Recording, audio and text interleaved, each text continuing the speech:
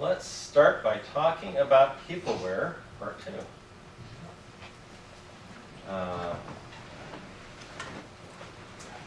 And I'll apologize a little, and I'll try to pace this appropriately because some of the same topics keep coming up over and over from the different authors. I recognize that.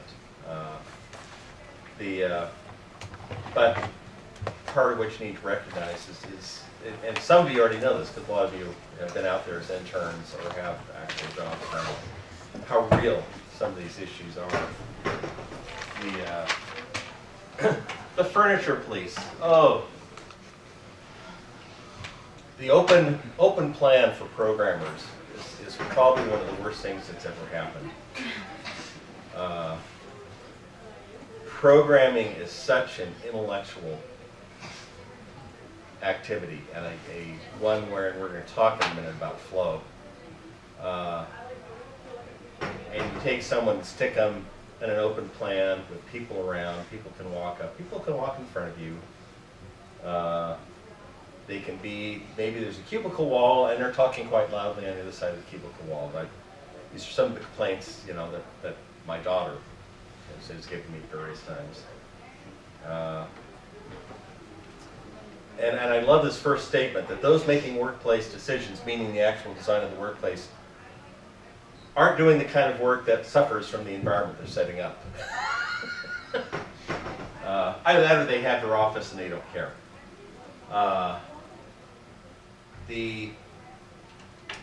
There is and this is something we're going to talk about in this presentation and presentation on my article with Ruby on Longest Yard, there is this fundamental disconnect. Upper management rarely comes with any kind of IT background. Frankly, middle management often has no IT background, and occasionally lower management doesn't. One of the things that my daughter Chris is complaining about is she has a new manager who's a manager over, this is not a high manager, who's manager over a group of developers who literally has no IT background. And she says this person does not understand software development at all. And it's driving her nuts because he keeps, doing things and basically they're having to train him on the job about what software management actually involves while doing their work. And it's probably a good thing that her company just gave her a big raise because I think she'd probably start looking for another job at this point. But the problem you see with the open floor plan, the idea is, people will collaborate and we can be flexible and we can set up teams as we want to do stuff. And no, we can't give them windows because everyone will want a window. And then their comment here that almost without exception, the space given to intellect workers, software developers, so on and so forth, is noisy, interruptive, unprivate, and sterile. And the truth is, in many cases, that is in fact the case. Experiences from those of you who've been interns and or who actually have jobs. What's been your observation? So personally, I kind of like the open plan, but that's because if I have a question, I can go and tap on someone's desk, and I know that they absolutely hate that because they're in the middle of something and I'm interrupting them. But I appreciate it because then they can help me out. So I don't mind it, but I definitely see why people hate it. Yep.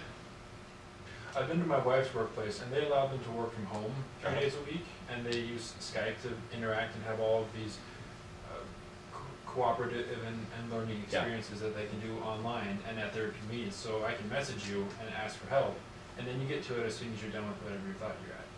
And they like it. They are in at least 2 days a week, and they are in a cubicle farm, but it allows them to have their own room, their windows at their house. Chris works from home a couple days a week, and she says those are usually her most productive times because it's her and her dog away, and no one's interrupting her. Then the first year. So the last place I worked, we had an open floor plan like this, but they gave everybody noise canceling headphones. And the problem, like, those are really nice, but there's another part in Peopleware where it talks about the productivity of people listening to music versus those that aren't. And in order to really get, you know, no outside noise, you have to have something going. And so it was kind of hard that way because you either lose productivity one way or the other. Yep. So. Jasmine. I've noticed that a lot of the newer developers really like open floor plans because there's a lot of collaboration. If they really like their team, it's really good. But I've noticed that the longer you're at a company, the more you want an office. Then you want to like kind of have your own space. Once you actually know what's going on, you sort of want that privacy. You want the door to shut, Matthew. I'm sort of lucky because I'm working at a company where it's a small company which is owned by some of the developers, and so it's actually very interesting. Most of the, I mean, I guess about half the space is devoted to the secretary / phone / all those people, and they have an open floor plan. But there's one hallway which has all the developers, and everyone has their own office. Even the interns, aka me, have very spacious, large cubicles, with high walls. Yeah. So I mean, it's a very clear difference in ideology, and I guess pertaining to this is the office.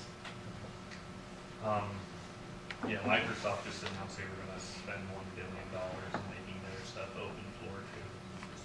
So, You know, and of course the new Apple building is the same thing. They're actually facing revolt among a lot of their developers because a lot of developers are going to move from having offices to being their own floor plan. Anyway, it's.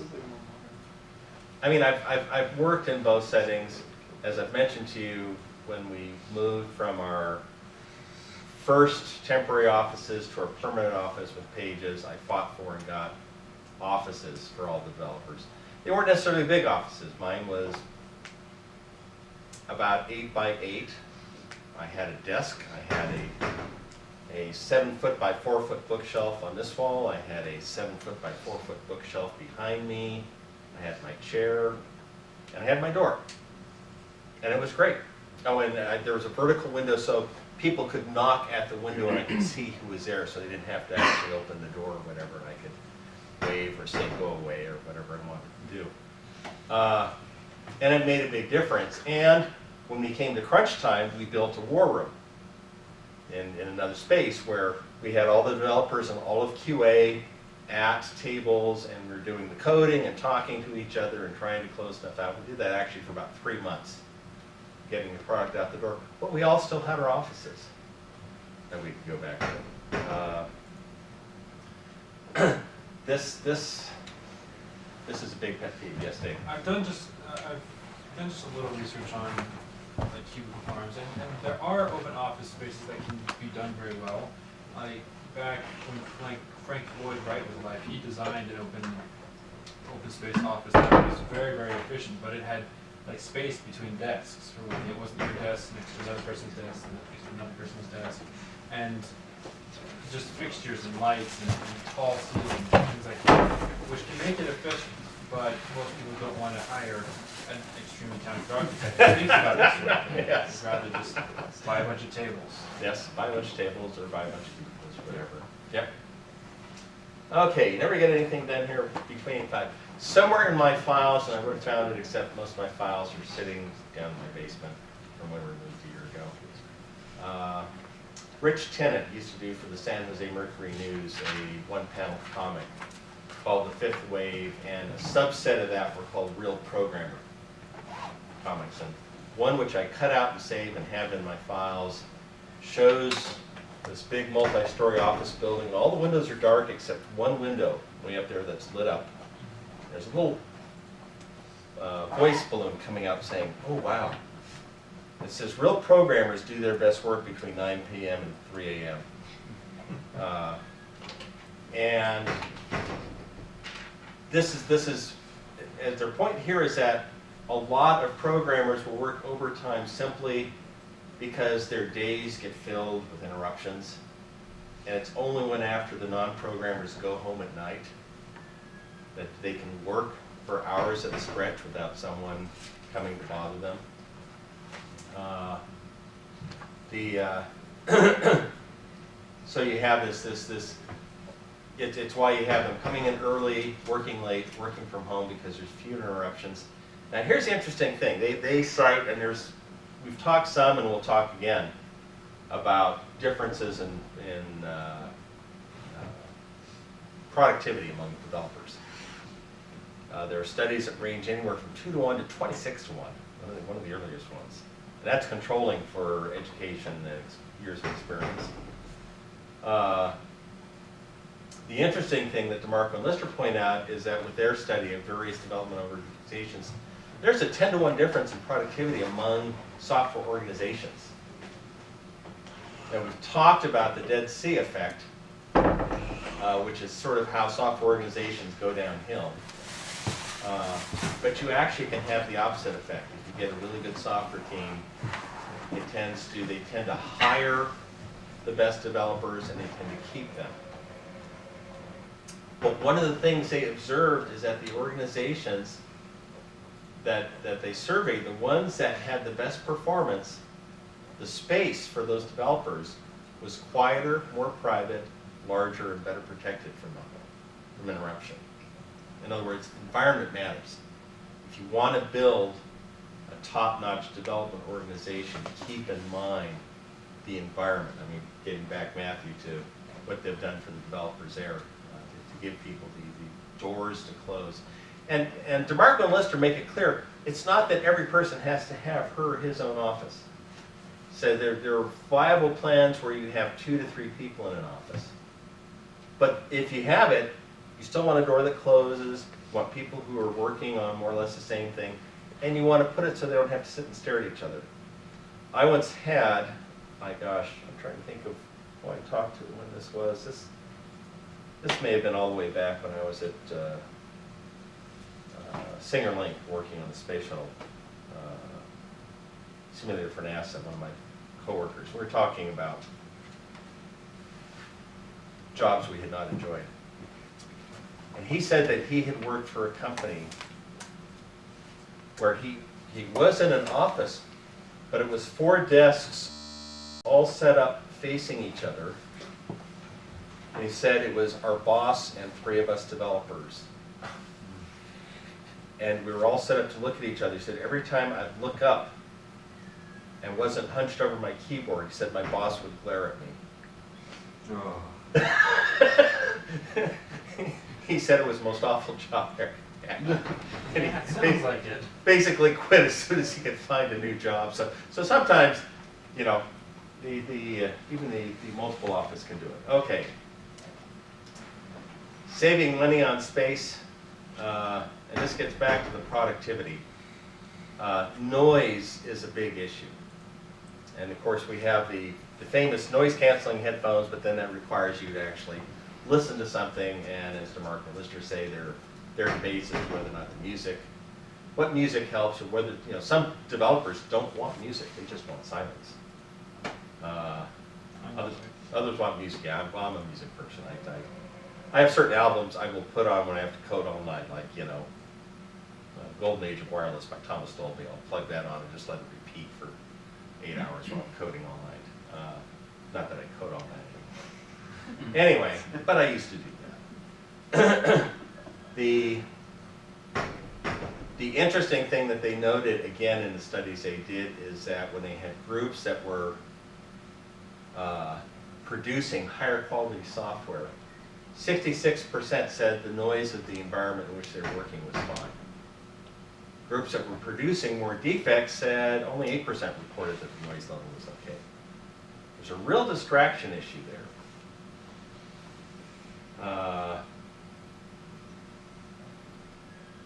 But the issue is, you know, they say, why isn't this all obvious and followed? Because few firms know how or are willing to measure the impact of environmental productivity. In some cases, they just don't want to know. Okay, now we're in flow state. I suspect everyone in this room has had the experience of starting coding on something and you look up and several hours have gone by. A lot of us had the same experience playing certain games as well, which is an interesting thing. But you know, I literally have had that. I've had that where I'm working on something, I was working on something, it's like, okay, this is great, you know, I'll work on this till 11 and I'll head home and I look up and it's 3 a.m. And I literally had no clue it had been that many hours. That tends to reflect our most productive state in terms of software engineering. The problem with interruptions is that it just sort of blows up that whole structure you built in your mind, and causes loss of productivity. When I was doing Sundog, I remember very distinctly that, you know, this is the computer game Apple II that I was doing, and I was deep into something. I mean, this was running on a 64K Apple II, actually originally started at 48K. So I knew the whole memory map. You know, I'm swapping code in and out, keeping track of data. I was working on something and had been working for 3 or 4 hours and just had this whole big construct in my memory where everything was, so I could, you know, sit and code and know this is going to do this, this is. Wayne Holder, my friend, my boss, president of the company, came in to ask me a question about something entirely different. And I turned and I wouldn't even open my mouth. And I just sort of looked at him. And he sort of puzzled and repeated the question. I wouldn't answer him.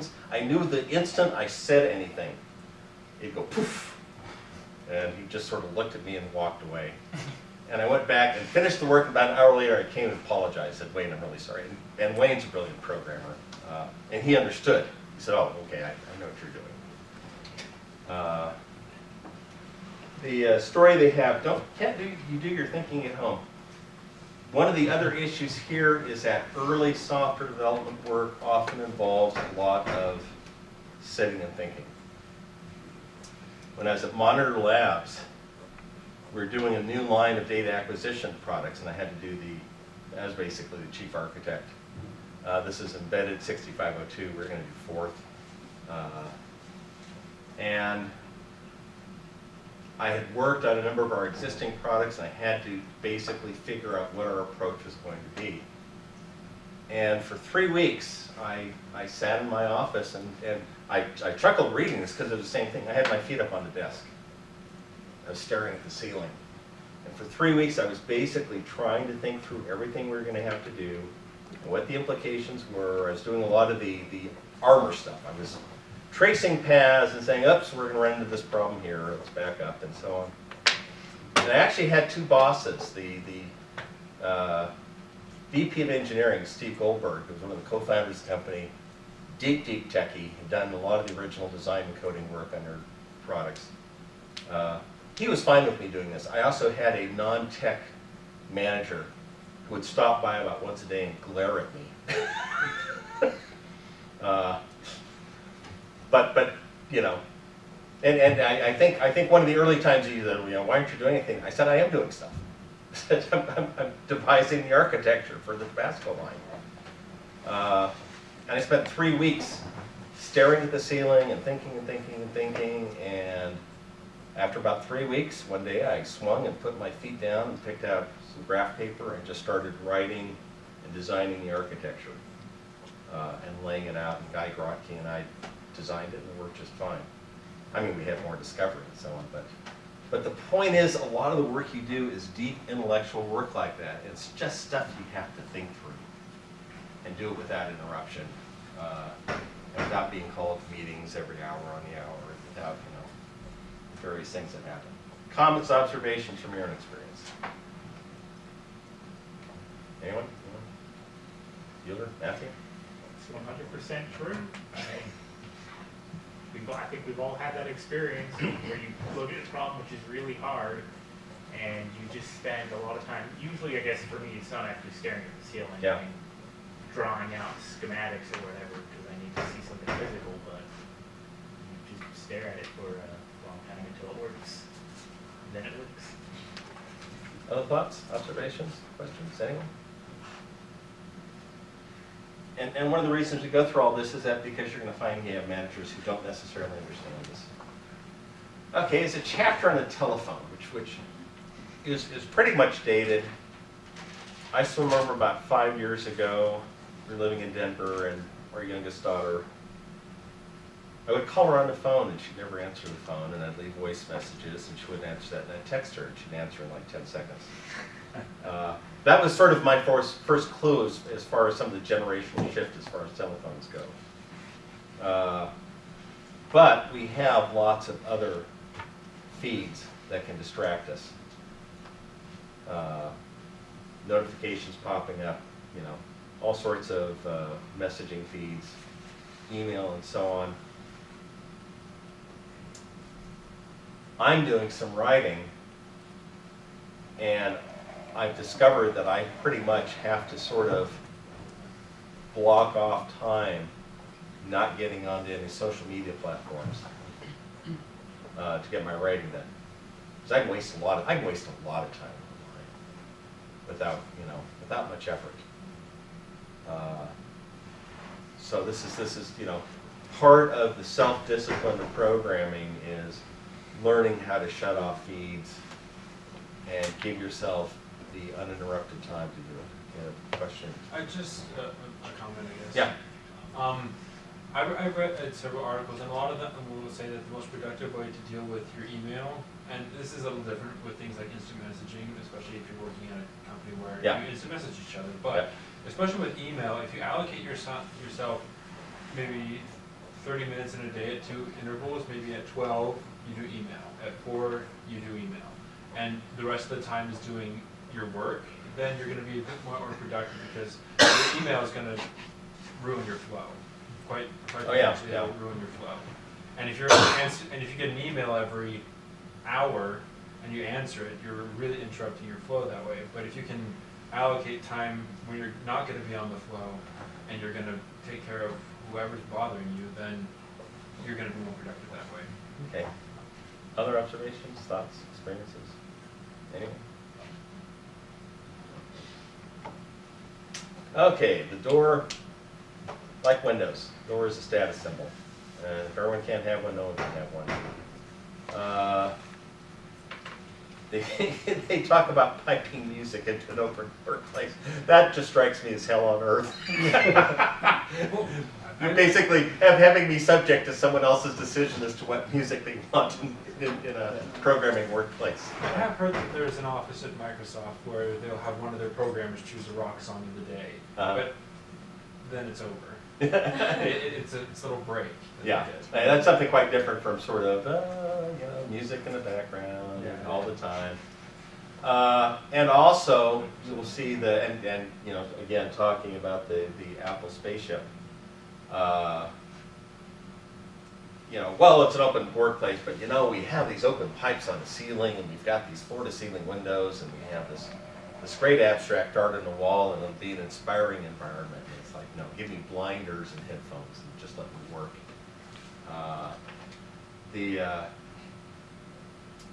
There is a need for interaction, and that's why you have common places to eat. It's why it's incumbent upon you to set things up. At Pages, we had engineers who used to go out for 2-hour lunches. And most of what they did was sit and talk about the stuff they were working on and figure out what they had to do to coordinate and so on. I actually had the CFO complain to me, and I said, Sean, they're working 70 hours a week.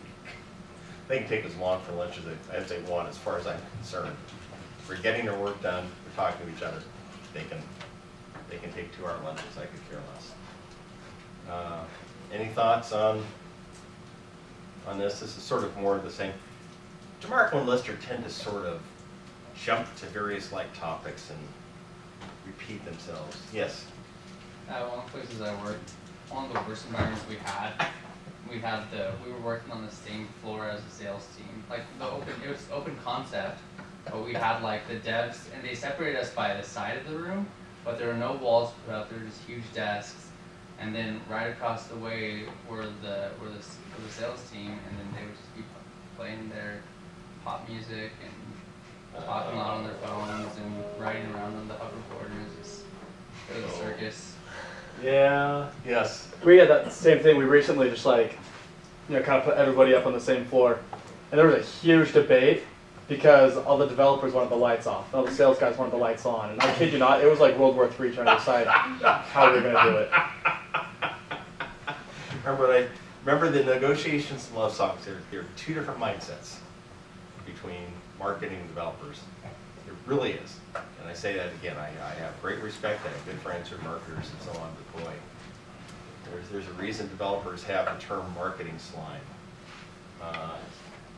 Umbrella steps, I don't know what he meant by umbrella steps. He talks about a book, and for anyone who really wants to become a software architect, I would highly recommend picking up The Timeless Way of Building by Christopher Alexander, who's actually an architect. This, and he has a parallel book called Design Language, but really, The Timeless Way of Building is one you want to read. This pretty much was the inspiration for the whole design pattern movement that started 20 years ago, and which really had a very significant influence on software engineering. The idea he has is that his basic observation is that there are natural patterns that have evolved through human usage, and he's talking in terms of cities and houses and office buildings and so on and so forth.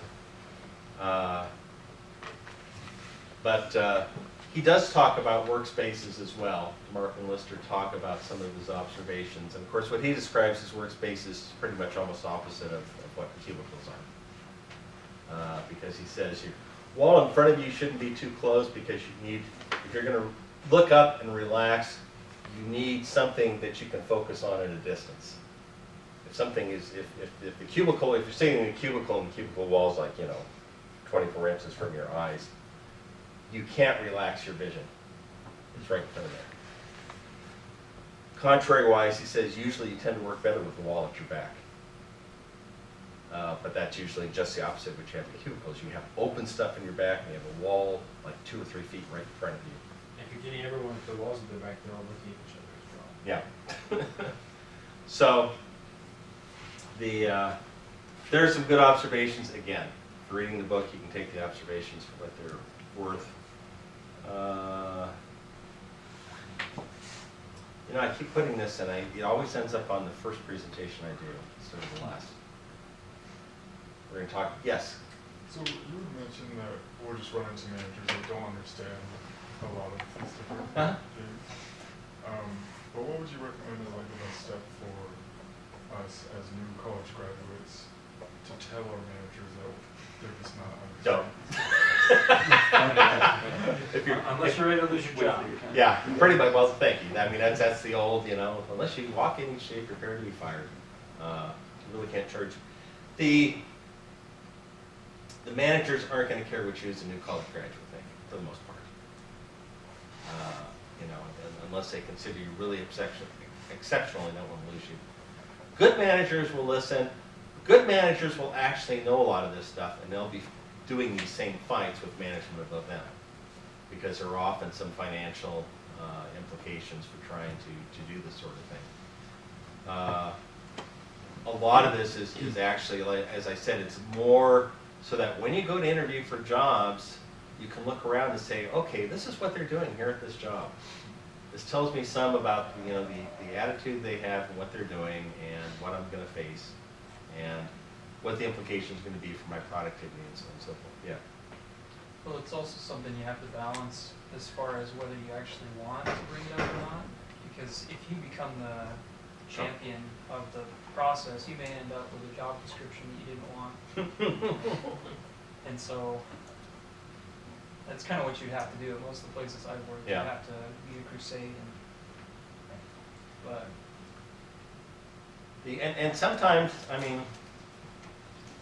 if you want to make changes, the best time is during a point of pain. If the company finds they're losing people, if they find they're having productivity issues and so on, that's often a good time to say, well, here are some things that I understand can help with productivity, they can help with retention of your best people, so on and so forth. And they may listen to you at that point. The challenge in a lot of organizations is that if the organization has a product idea or a product or whatever, or service, whatever it is, it turns out to be very successful and they're making money, they're like, why should we care? We're doing just fine financially. And often what you have is you've got the Dead Sea effect. The best developers start leaving because they don't like the environment. And then suddenly they run into diminishing returns on whatever their product or service or whatever is. And they start saying, oh, what do we need to do? And they've sort of gotten themselves down a blind alley, not in terms of software development as per Armor, but in terms of we've chased away some of our best people and we're suddenly more constrained financially than we were. How do we suddenly turn this around and generate a IT department that's going to attract talent and keep talented people and allow us to achieve what we need to do software-wise? A lot of companies crash on an iceberg, trust me.